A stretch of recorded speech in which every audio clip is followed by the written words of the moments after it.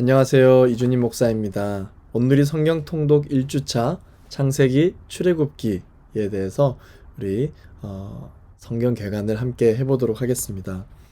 성경을 창세기부터 읽게 되는데요. 왜 성경을 읽어야 하는지를 먼저 알고 시작하는 것이 유익하겠죠. 성경을 읽는 목적은 단순히 지식을 쌓기 위해서가 아닙니다.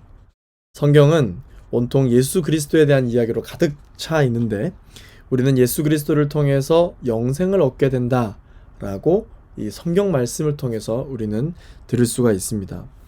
이 성경 통독을 하면서 놀라운 경험을 하는 게 무엇이냐면요. 예전에 보이지 않았던 예수 그리스도라는 그 보화를 성경 통독을 통해서 발견하게 된다는 것이죠. 신약에서만 알게 되는 것이 아니라 구약을 읽으면서도 예수님이 보이기 시작한다는 것입니다. 우리가 예수 그리스도를 구속사적인 관점으로 보게 되는데 창세기부터 예전에 보이지 않던 예수 그리스도가 보이기 시작한다는 놀라운 사실을 우리가 이제 경험을 할 수가 있습니다. 이제는 우리의 눈이 뜨여 안 보이던 예수 그리스도가 이제 보이게 되고 들리지 않던 귀가 뚫리게 된다는 사실을 성경 통독을 통해서 여러분 경험하게 될 것입니다. 사람들은 이 시대에 종교개혁이 일어나야 한다라고 말을 하고 있습니다. 변해야 된다. 우리가 바뀌어야 한다. 이렇게 이야기를 하고 있습니다. 기독교 역사를 살펴보면 종교개혁뿐만 아니라 끊임없는 변화와 개혁이 늘 교회를 통해서 시작이 되거든요. 하지만 진정한 종교개혁은 내가 매일매일 성경을 읽는 것으로부터 시작된다라고 오늘 이 시간을 통해서 감히 말씀드리고 싶습니다. 내가 성경을 읽게 되면 하나님의 말씀이 내 안에 들어가서 나의 영혼과 관절과 골수를 찔러 쪼개며 나를 새롭게 변화시키기 때문이죠. 이것이 진정한 종교개혁의 시작이라고 말씀을 드리고 싶습니다. 그러면 하나님의 말씀이 기준이 되어 나의 삶이 좌로나 우로나 치우치지 않고 하나님의 뜻을 분별하며 온전한 하나님의 백성으로 살아가게 될 것입니다. 이 성경 통독이 그러한 인생을 살아가도록 만들어 줄 것입니다. 자, 그러면 우리 창세기부터 함께 시작해 보도록 하겠습니다. 여러분, 이 창세기는요, 성경의 첫 번째 책이죠. 그래서 시작의 책이라고 할 수도 있습니다. 이 창세기의 핵심 키워드가 시작이다 라고 하는 것이죠. 우주의 시작이 기록되어 있고요, 세상의 시작이 기록되어져 있습니다. 그래서 인류의 시작, 결혼의 시작, 죄악의 시작, 은혜의 시작, 문명과 나라의 시작, 언약 백성의 시작이 이 창세기 안에 담겨져 있습니다. 창세기는요, 히브리어 원어를 살펴보면 베레시트라고 이야기합니다. 이 베레시트가 무슨 뜻이냐면요, 태초에라고 하는 뜻인 것이죠. 창세기는 우리는 누구인가? 나는 누구인가? 라고 하는 이 질문으로부터 모세에 의해서 쓰여진 책입니다. 어느 날 자신들이 이집트의 노예에서 자유인으로 이집트를 탈출해 있는 것을 알았습니다. 사실 그들은 이집트에서 태어나서 평생을 살면서 당연히 이집트의 노예로 사는 운명인 줄로만 알았습니다. 그런데 어느 날 자신들은 광야에서 생활하고 있었고 가나안 땅을 향해 나아가는 것을 보고 궁금해하기 시작한 것이죠. 우리는 누구인가? 이집트의 노예인가? 아니면 하나님의 백성인가? 나는 누구이고 어디로부터 와서 어떻게 살다가 어디로 가게 되는 존재인가? 라고 하는 이 인생에 대한 궁금증이 생기기 시작했다는 것입니다. 이게 무엇입니까? 바로 정체성이죠. 정체성. 자신의 정체성을 찾기 위해 쓰여진 책이 바로 이 창세기라고 하는 책이라는 것입니다. 창세기는 인류 역사와 인물의 역사로 나뉘어지거든요. 그래서 4대 사건 그리고 4대 인물 구조로 이렇게 크게 두 부분으로 창세기를 나누어 볼 수가 있습니다. 창조, 타락, 홍수, 바벨탑, 이것이 바로 4대 사건이고요. 아브라함, 이삭, 야곱, 요셉의 4대 인물, 이렇게 크게 두 가지로 구성된다고 볼 수 있겠습니다. 성경은 각 책마다 이제 제목이 있는데 이 창세기의 제목은요, 여자의 후손 예수 그리스도, 이게 바로 창세기의 제목이라고 할 수 있습니다. 창세기를 보면 여자의 후손 예수 그리스도가 결국은 우리를 구원하시기 위한 계획이라는 사실을 우리가 이 창세기를 통해서 알 수가 있어요. 자, 그러면 우리 4대 사건부터 함께 살펴보도록 하겠습니다. 4대 사건은요, 창세기 1장부터 11장까지 기록되어져 있는 말씀이고, 이 장을 보고 우리는 원역사이라고 이야기합니다. 첫 번째, 이 창조 사건요. 이 창조 사건 이후에 인간은 죄를 짓고 어떤 사건을 벌이느냐? 타락하는 사건을 벌이게 됩니다. 그래서 에덴 동산에서 쫓겨나서 하나님과의 관계가 끊어져 버리고 말죠. 하지만 하나님의 은혜로 이 여자의 후손인 예수 그리스도를 이 땅에 보내주시는 내용이 기록되어지고 있습니다.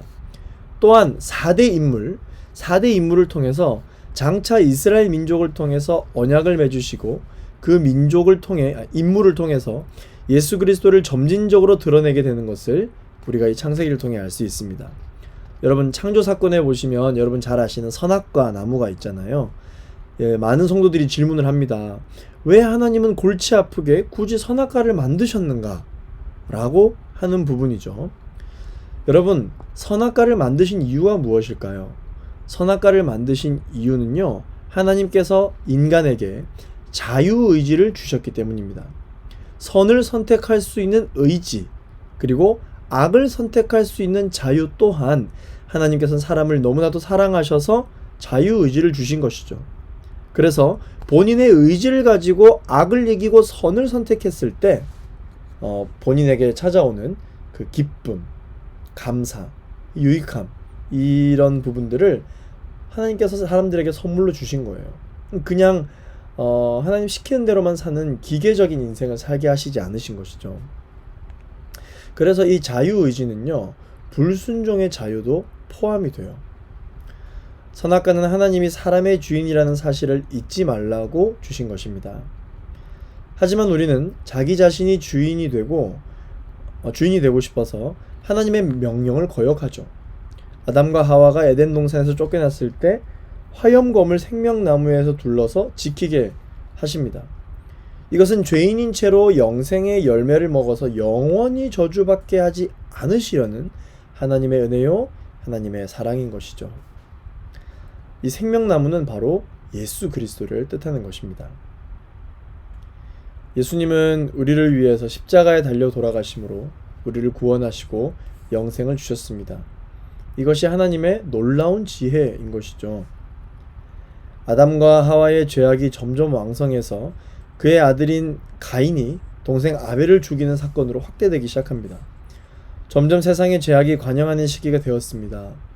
하나님은 인간의 죄악을 더 이상 두고 보실 수가 없었기 때문에 물로 세상을 쓸어버리시겠다라는 계획을 가지고 계셨습니다. 이게 바로 홍수 사건이죠.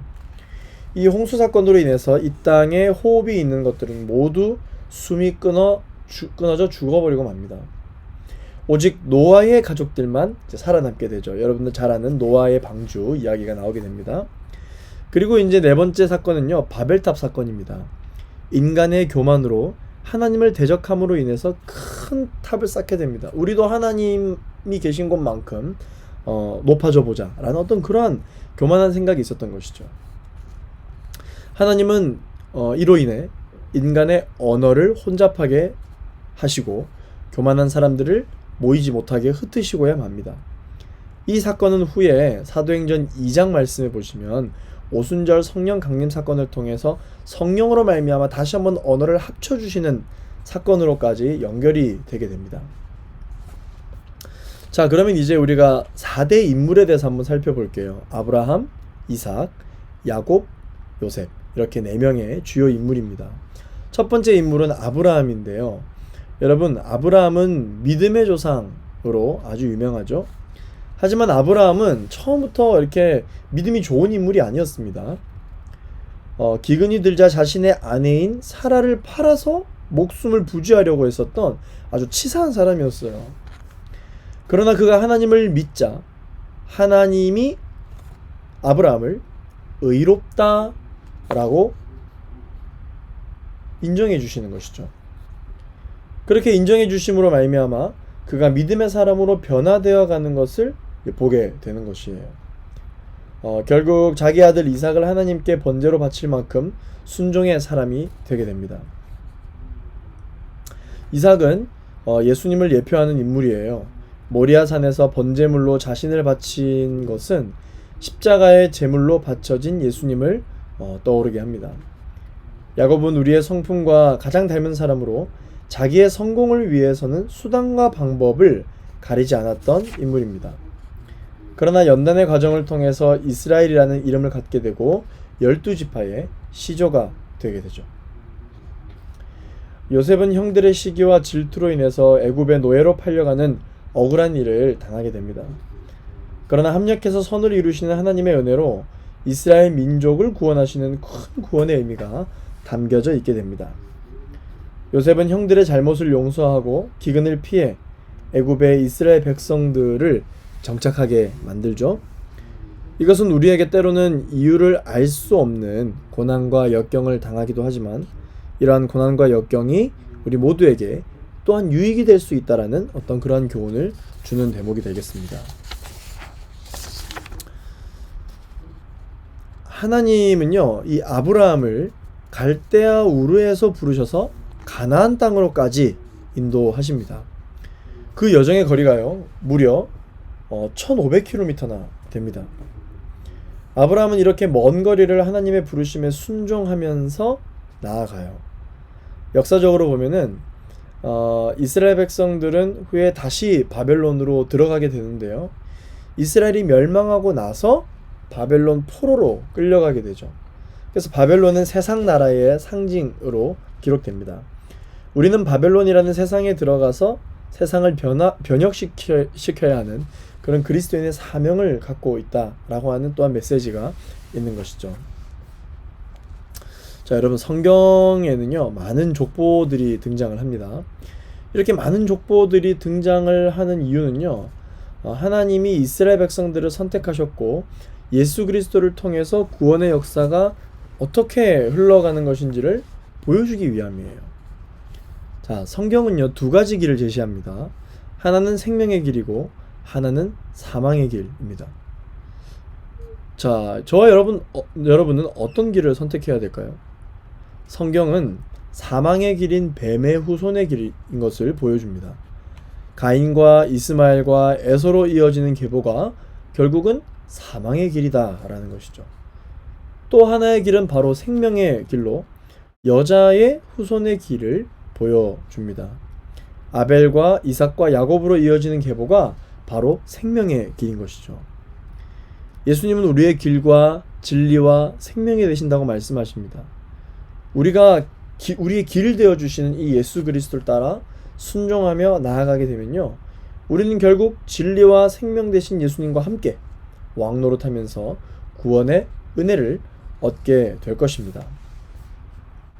자, 두 번째 책은요, 이제 출애굽기입니다. 여러분, 출애굽기는 모세가 기록한 모세오경의 두 번째 책이죠. 노예로 살던 이스라엘 백성들이 어떻게 이집트를 탈출하고 어떻게 민족을 이루어 가는지 그 여정이 기록되어 있는 책이 바로 이 출애굽기입니다. 그래서 출애굽기는 두 가지 사건으로 나누어지게 되는데요. 첫 번째, 탈출 사건과 그리고 언약 사건, 이렇게 두 가지로 나뉘게 됩니다. 탈출 사건인 출애굽 과정은요, 1장부터 18장까지 기록되어져 있고 10가지 모세를 통해 10가지 기적을 보여주시고 6월절 어린 양을 보여주십니다. 또 한 부분인 이 언약과 성막은 19장부터 40장까지의 말씀으로 시내산 언약과 성막 건축을 나타냅니다. 교회의 모습이 이제 보이기 시작하는 것이죠. 그래서 이 출애굽기의 제목을 정하자면 6월절 어린 양이신 예수 그리스도라고 우리가 지을 수가 있겠습니다. 자, 여러분, 출애굽기는요, 이 구속사적인 관점에서 보면은 이 구속사적인 관점이라는 것이 무엇이냐면 이 성경의 주인을 예수 그리스도로 보는 것입니다. 모든 구약에 기록된 말씀과 신약에 기록된 말씀의 그 목적을 예수 그리스도를 위함이다라고 하는 관점이 바로 이 구속사적 관점인데요. 출애굽기를 이 구속사적인 관점에서 보면 죄인이 어떻게 구원을 받게 되는지 그 방법을 제시하는 책이라고 할 수 있습니다. 10가지의 기적과 6월절 어린 양 사건은 예수 그리스도의 십자가 사건을 그대로 예언하고 있는 것이죠. 오직 유월절 어린 양의 사건을 통해서 이스라엘 백성들이 구원을 받았듯이 우리는 유월절 어린 양 대신 예수 그리스도의 십자가로 인해서 구원받은 존재들이다 라고 하는 것입니다. 자, 출애굽의 핵심이 이 유월절 어린 양이거든요. 그러면 이 구원의 핵심이 무엇이냐? 구원의 핵심도 바로 예수 그리스도의 죽으심과 그리고 부활하심, 이것이 바로 구원의 핵심입니다.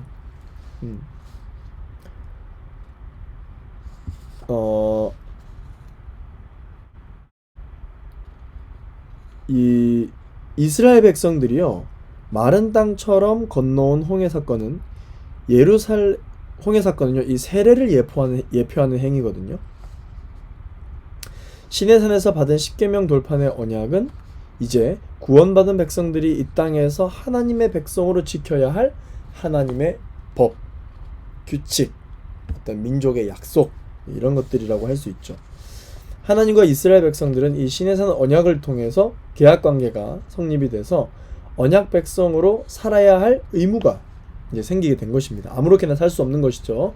하나님께 붙들림 받은 것입니다. 하나님께 속한 것이기 때문에 하나님의 마음으로 살게 되는 것입니다. 하지만 이스라엘 백성들은 하나님의 율법을 받으러 올라간 모세가 40일 동안 돌아오지 않자 어떻게 해요? 아론을 협박하기 시작하고 우상 금송아지를 만들어서 섬기기 시작합니다. 자, 이것을 본 하나님은 매우 분노하시고 이스라엘 백성들을 진멸시키겠다 라고까지 이야기를 하시죠. 하지만 모세의 목숨을 건 기도로 인해서 하나님은 그 뜻을 돌이키시게 됩니다. 우리가 교훈으로 삼아야 되는 것은요, 기적 자체가 사람을 변화시키지 못한다 라고 하는 사실이에요. 이스라엘 백성들은 그 엄청난 기적을 보고도 깨닫지도 못하고 어리석게도 하나님을 믿지 않고 우상을 섬기는 우를 범하게 됩니다. 기적을 본다고 다 해결되는 게 아니에요. 아무리 교회를 열심히 다니고 열심히 봉사하고 많은 헌금을 한다 해도 우리 안에 진정성이 없다면, 우리 안에 진정한 믿음이 없다면 아무 소용이 없는 것입니다. 교회는 다니는 거예요, 그냥. 오직 하나님의 말씀이 기준이 돼서 올바른 분별력을 가지고 하나님의 백성답게 살아가야 할 줄로 믿습니다. 자, 여러분, 이 이스라엘 백성들이 출애굽을 한 목적이 있습니다. 이 출애굽의 목적, 하나님께서 이스라엘 백성들을 출애굽시킨 목적, 이 모든 목적이 무엇이냐면 하나님이 이스라엘 백성들을 구원하셨고 하나님의 자녀로 함께 살기 위해서라고 하는 것이죠. 하나님은 모세에게 시내산에서 율법을 적은 두 돌판 10계명을 주십니다. 그러나 금송아지 사건으로 인해서 첫 번째 돌판은 깨져버리고 맙니다. 그러나 하나님은 자비와 긍휼을 베푸셔서 두 번째 돌판을 다시 만들어 주십니다. 엄청 친절하셨습니다. 그죠? 하나님은 이스라엘 백성들을 만나 주시기 위해서 성막을 짓도록 성막 설계도를 모세에게 주십니다. 모세는 하나님이 일러준 대로 성막을 완성하게 됩니다. 출애굽기 25장에서 31장, 출애굽기 36장에서 39장까지 똑같은 내용이 반복되어져서 나오거든요. 앞에 것은 성막의 설계도이고 뒤에 것은 실제로 성막을 제작하는 과정을 보여주고 있기 때문에 그 내용들이 다소 중복이 될 수도 있습니다. 성막은 하나님께서 꼼꼼하게 세세하게 설계도를 만들어 주십니다. 눈에 보이지 않는 영적인 운동이 있는 것이기 때문이겠죠. 그리고 이 성막은요, 바로 예수 그리스도를 상징합니다. 그래서 우리가 참 성전이신 예수 그리스도라고 표현을 하는 것이죠. 자, 여러분, 이 성막 설계도는요, 바로 복음의 설계도를 뜻합니다. 성막은 바깥들이 있고 성소, 지성소 이렇게 세 부분으로 이제 나누어지게 되거든요. 바깥들에는요, 동쪽 문을 통해서 들어오면 제일 먼저 뭐가 있느냐? 번제단이 있습니다. 번제단은 짐승을 제물로 삼아서 불에 태워서 하나님께 바치는 그런 곳인 거죠. 그리고 물두멍이 있습니다. 물두멍은요, 제사장들이 거룩함을 위해 물로 깨끗이 씻는 곳입니다. 제물도 거룩하게 하기 위해 물로 깨끗이 씻습니다.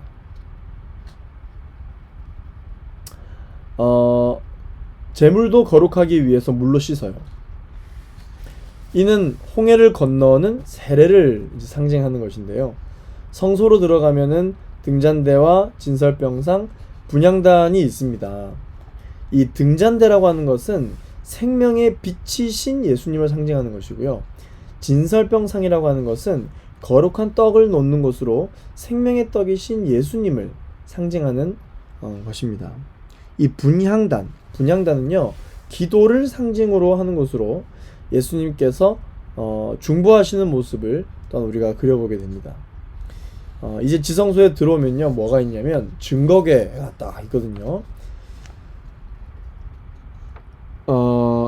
이 증거궤는 다른 말로 속죄소라고 이야기를 하기도 하고 시은좌라고 이야기를 하기도 합니다. 이 증거궤 안에는요, 십계명 두 돌판과 쌍난 지팡이, 만나가 든 금 항아리가 들어 있습니다.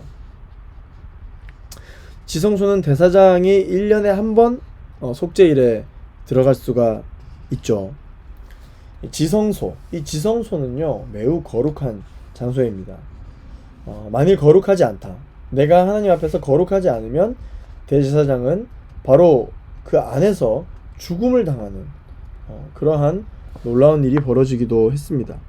그래서 발에 줄을 매달고 들어가고요, 옷에는 소리가 나는 방울을 달고 들어갑니다.